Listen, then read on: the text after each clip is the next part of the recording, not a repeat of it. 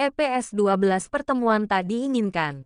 Malam hari mereka semua bersiap-siap ingin merayakan pesta ulang tahun Farah.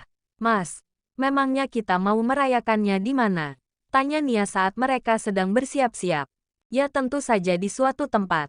Yang pasti bukan di apartemen ini. Setiap tahunnya selama ini, aku selalu membuat pesta seperti ini untuk Farah. Ini pesta keinginannya. Aku hanya ikut saja apa keinginannya. Ucap Faris yang sudah selesai dengan setelan jas lengkapnya. Begitupun dengan Nia. Ia sudah siap dengan gaun yang digunakannya. Terlihat semakin cantik. Mereka pun keluar dari kamar dan melihat Farah juga sudah cantik dengan gaun berwarna putih yang digunakannya. Wah, Farah kamu cantik sekali. Ucap Nia memuji penampilan Farah. Membuat Farah pun tersenyum. Terima kasih. Aku manggilnya apa? Nih, kakak aja kali ya, ucap Farah. Mereka terlihat seumuran membuat ia merasa enggan untuk memanggilnya ibu atau mama. Boleh. Kamu bisa panggil apa aja. Panggil nama juga nggak apa-apa, kok. Farah. Nia itu adalah istri ayah. Kamu sudah punya ibu jadi panggil Nia dengan mama saja. Ucap Faris membuat Farah pun mengangguk menuruti perkataan ayahnya. Baiklah. Mah, kita jalan sekarang. Ucapnya membuat Nia pun hanya mengangguk. Sebutan kata mama cukup aneh di telinganya saat diucapkan oleh Farah. Namun, ia membiarkan saja. Nanti juga akan terbiasa. Setelah bersama dengan Farah, beberapa saat kemudian Nia malah lebih asyik dengan Farah. Ternyata anak itu sangat asyik diajak berbicara dan diajak berteman. Membuat mereka pun terus berbincang saat dalam perjalanan menuju ke tempat acara yang sudah disiapkan oleh Faris untuk Farah. Setelah berkendara lumayan memakan waktu, mereka pun sampai di sebuah kafe. Dari sana terlihat kafe itu cukup sepi. Farah turun dari mobil dan melihat kondisi kafe yang tak sesuai dengan yang diinginkannya. Kafe sepi dan gelap. Farah melihat ke arah ayahnya. Ayah, sepertinya ulang tahunku kali ini sedikit tak seperti tahun lainnya. Coba lihat, satupun teman yang aku undang tak ada yang datang. Padahal selama ini aku selalu bersikap baik kepada mereka. Ucap Farah memanyunkan bibirnya saat melihat pesta ulang tahun yang sudah dibuat ayahnya tak sesuai dengan keinginannya. Di kafe itu kini terlihat sunyi. Tak ada satupun pengunjung yang datang. Mengingat ayahnya sudah menyewa tempat tersebut. Ayah beneran kan sudah menyewa tempat ini? Sudah. Ayah sudah menyewa tempat ini. Kok, kamu sendiri udah mengundang teman-temanmu? Udah. Kok, tapi, mereka semua di mana? Apa mereka lupa? Ya, gerutunya kesal. Walaupun tak banyak, tapi ia mengundang beberapa teman dekatnya dan mereka semua tak ada yang datang. Ya udah, kalau teman-teman kamu nggak ada datang, kan ada ayah sama mama di sini. Biar kami yang merayakan ulang tahunmu. Ayo kita masuk. Ucap Faris merangkul putrinya. Mereka pun melangkah bersama walau dengan wajah cemberut. Mereka masuk ke kafe tersebut. Begitu membuka pintu kafe itu, tiba-tiba lampu menyala dan suara sorakan terdengar nyaring. Suara teriakan teman-temannya mengucapkan selamat ulang tahun mengagetkan Farah. Ia tak menyangka ternyata teman-temannya sudah ada di dalam. Ia membekap mulutnya dan menatap ayahnya. Yah, semua ini itu sudah diatur oleh ayahnya. Iya, nak, pesta ini untukmu. Tapi, ini ide mamamu. Mereka pun larut menikmati pesta. Namun, tiba-tiba sebuah daringan ponsel Farah mengganggu acara mereka. Farah sedikit menjauh dari teman-temannya. Begitu juga dengan ayah dan mama Nia. Farah pergi ke belakang dan mengangkat telepon. Itu adalah panggilan dari ibunya, Raya. Ibu, ada apa lagi? Aku kan sudah bilang, tolong jangan ganggu kehidupan ayah, Bu. Sekarang ayah sudah menikah dan aku bisa melihat cinta ayah untuk istrinya. Farah gak mau ayah kembali terluka karena, Bu. Farah terus menolak apa yang diinginkan ibunya. Apa kamu bersama dengan ayahmu? Iya. Ada apa, Bu? Tanya Farah. Apa kamu bisa mengatur ibu bertemu dengan ayahmu? Ibu. Aku mohon. Farah. Aku ini ibu kandungmu jadi berhenti bersikap pembangkang. Kamu harus bantu ibu. Untuk apa? Apa yang aku harus bantu? Aku gak mau jika membuat ayah marah padaku. Pokoknya kamu atur saja. Sekarang ibu baru saja tiba. Ibu akan ke apartemenmu sekarang. Farah baru akan menolak, tapi Raya sudah mematikan panggilannya. Farah menghela nafas berat. Ibunya baru saja bercerai dan sedang terlilit hutang yang ditinggalkan kan ayah biologisnya, membuat Raya memintanya untuk mempertemukannya dengan ayah yang sekarang sedang bersamanya. Raya tak punya tempat lain untuk meminta bantuan selain bertemu dengan Faris. Setelah menghadiri pesta, Faris maupun Nia, semua pulang ke apartemen Farah.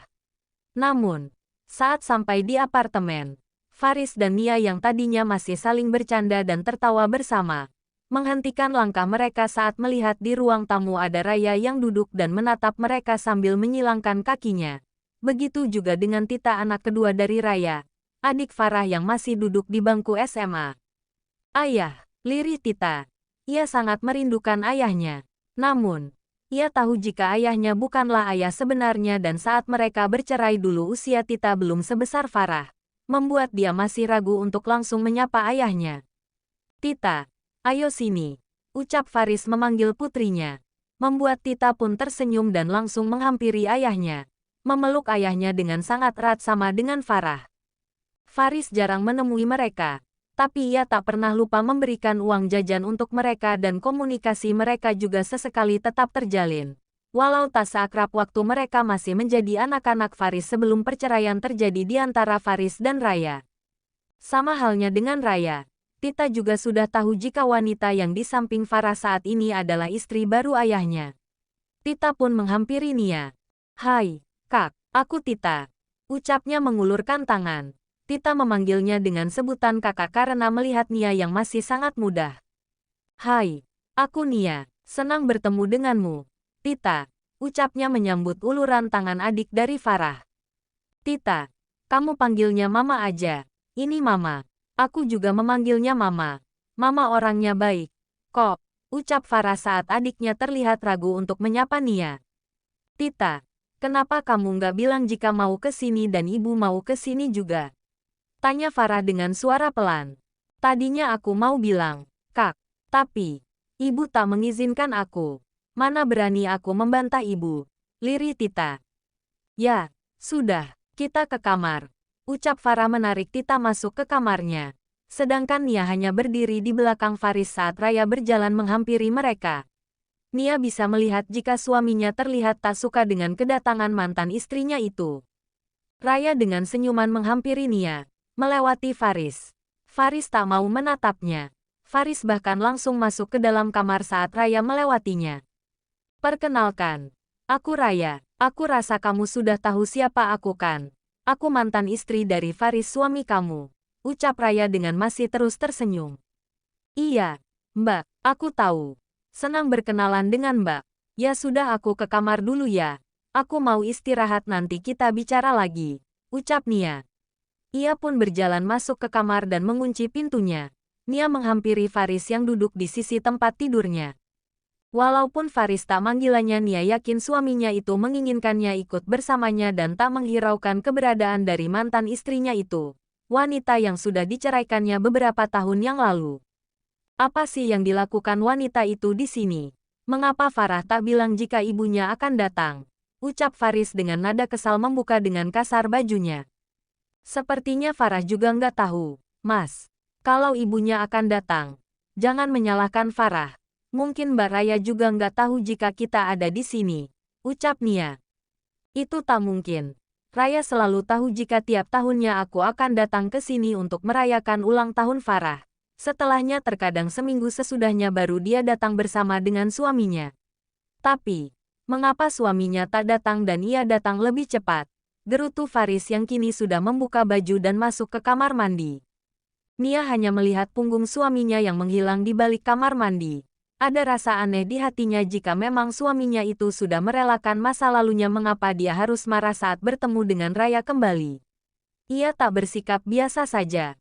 Mereka juga sudah tak punya hubungan apa-apa. Ada dirinya kini yang menemaninya. Nia mengetuk pintu kamar mandi. "Mas, apa aku boleh masuk?" tanyanya. Mungkin dengan menemani suaminya mandi dapat mengurangi kekesalan yang dirasakan oleh suaminya.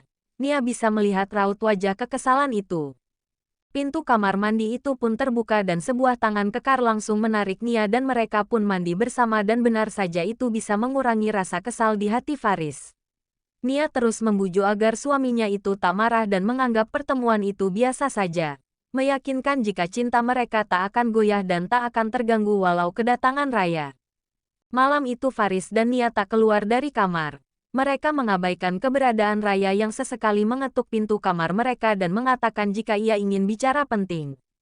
Faris mengabaikan hal penting apapun yang ingin dibicarakan oleh Raya. Baginya Nia adalah hal terpenting dalam hidupnya saat ini. Sementara itu di kamar lain, di mana di apartemen itu hanya terdapat 2 kamar karena memang Farah menginginkan apartemen yang sederhana dan disinilah dia, di kamarnya bersama dengan Tita adiknya dan juga Raya ibunya. Ibu ngapain sih di sini?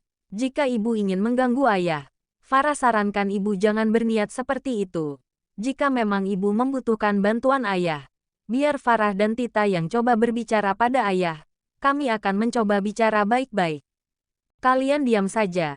Untuk mendapatkan ayah kalian kembali, kita akan bersama dengan ayah. Apa kalian tak mau hidup berkumpul lagi bersama dengan ayah kalian? Ucap Raya dengan memainkan jari-jari bukunya. Apa maksud ibu? Apa ibu pikir ayah masih mau kembali pada ibu setelah apa yang terjadi? Ini sudah sangat lama ibu bercerai dengannya dan menikah dengan ayah. Ayah kandung kami yang sekarang ibu ceraikan juga. Aku sendiri tak tahu mengapa ibu menceraikannya. Ucap Tita yang ikut berbicara. Kamu masih membela ayah kandungmu. Dia itu hanya pria tak berguna. Apa kamu tahu semua utang-utang itu adalah milik ayahmu dan ia mengambil pinjaman itu bukan untuk kita, tapi untuk selingkuhannya. Ucap Raya melempar pemotong kuku yang tadi sudah dipakainya. Ia sangat kesal. Dia sudah menerima perceraiannya dengan Faris, menikah dengan ayah kandung dari anaknya. Mereka sudah berkeluarga cukup lama. Namun, baru ia ketahui jika selama ini suaminya itu hanya memanfaatkannya, mengambil uang miliknya dan memberikannya kepada selingkuhannya dan begitu uang miliknya sudah menipis ia mengambil pinjaman dan kini dia terlilit hutang. Jika ia tak bisa membayar hutang-hutangnya, rumah yang pernah Faris berikan saat mereka bercerai, mobil serta toko yang merupakan harta yang diberikan Faris akan disita oleh bank. Semua itu membuatnya sangat frustasi dan memutuskan untuk menceraikan suaminya. Perselingkuhan dan hutang-hutang yang diberikan padanya sudah cukup untuk menjadi alasan perceraian merekam. Mendengar itu, Tita yang memang tak tahu apa-apa tentang perceraian ibu dan ayah kandungnya hanya diam. Berbeda dengan Farah yang tahu semuanya. Karena usia Farah yang jauh lebih tua dari Tita membuat Raya lebih banyak bercerita dengan Farah dibanding Tita. Bu, apapun alasannya aku tak mau ibu kembali mendapat masalah dengan mengganggu kehidupan rumah tangga ayah. Begini saja Bu, Farah akan bicara pada ayah, meminta bantuan ayah untuk melunasi utang-utang ibu. Nanti saat aku dan Tita sudah bekerja kami yang akan mencicil uang itu. Lagian aku yakin ayah akan membantu. Daripada ibu mengganggu mereka bukannya akan memudahkan semua masalah yang ibu hadapi. Itu hanya akan menambah masalah, Bu. Aku rasa ibu tahu sendiri ayah itu bukanlah orang yang bisa dipermainkan seperti itu. Ayah memang sangat penyayang. Tapi jika kita macam-macam padanya, aku takut bukan hanya ibu yang akan terkena imbasnya, tapi kami berdua juga, ucap Farah memohon pada ibunya. Farah, Tita, percayalah pada ibu. Walaupun ayahmu itu sudah menikah dan kami sudah bercerai cukup lama, ibu yakin ayahmu itu masih mencintai ibu. Ibu adalah cinta pertamanya. Tak akan mudah melupakan ibu. Ibu sangat tahu siapa sosok ayahmu jadi serahkan semuanya pada ibu. Kalian hanya diam saja dan jangan ikut campur itu sudah lebih dari cukup. Ibu tak akan memasukkan kalian dalam masalah ini. Ucap Raya tersenyum licik melihat foto Faris dan Nia yang ada di layar ponselnya.